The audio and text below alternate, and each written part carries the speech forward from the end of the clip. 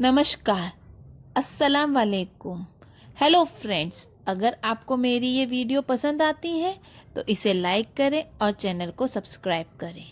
तो चलिए चलते हैं आज की कहानी की तरफ। विक्रम और उसके दोस्त आदित्य, नीलेश और मोहित शहर की भागदौड़ से दूर एक शांत जगह की तलाश में एक पुराने गांव पहुंचे। गांव के लोग उन्हें एक खतरनाक जंगल के बारे में बताते हैं, जहां सूरज ढलने के बाद कोई नहीं जाता। यह जंगल भूतिया माना जाता था और कई सालों से वहां जाने वाले व्यक्ति लौट कर नहीं आए थे। लेकिन अपनी जिज्ञासा और साहस से भरे हुए चारों दोस्तों ने इसे एक चुनौती के रूप में लिया।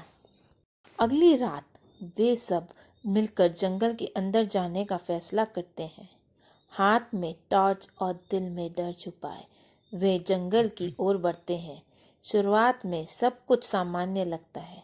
हवा में एक अजीब सी शांति थी और पेड़ों की छाया लंबी और डरावनी लग रही थी।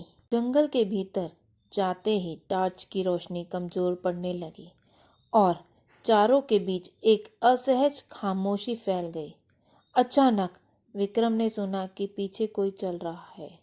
उसने मुड़कर देखा, लेकिन वहां कोई नहीं था। उसका दिल तेजी से धड़कने लगा। उसने दोस्तों को बताया, लेकिन उन्होंने इसे उसकी कल्पना कहकर टाल दिया। कुछ आगे बढ़ने के बाद आदित्य अचानक से रुक गया। उसकी आंखें फटी हुई थी और उसका चेहरा पीला पड़ गया था। क्या हुआ? विक्रम ने पूछा। आदित्य ने कांपते हुए इशारा किया। वहां एक पेड़ के पीछे धुंधली आकृतियां दिख रही थीं। वो आकृतियां धीरे धीरे उनके पास आ रही थीं। उनकी चाल में कुछ अस्वाभाविक था, मानो वे इंसान नहीं बल्कि कुछ और ही हो। मोहित डर से चिल्लाया, यहाँ से भागो! सब दौड़ने लगे, लेकिन ऐसा लग रहा था कि जंगल उन्हें जकड़ रहा है। रास्ता खत्म हो गया था और चारों दिशाएं घने पेड़ों से घिरी हुई थी। हर ओर से फुसफुसाहटें सुनाई देने लगी। तुम्हें नहीं बचा सकते, तुम्हें नहीं बचा सकते। एक ठंडी आवाज उनके कानों में गूंज रही थी।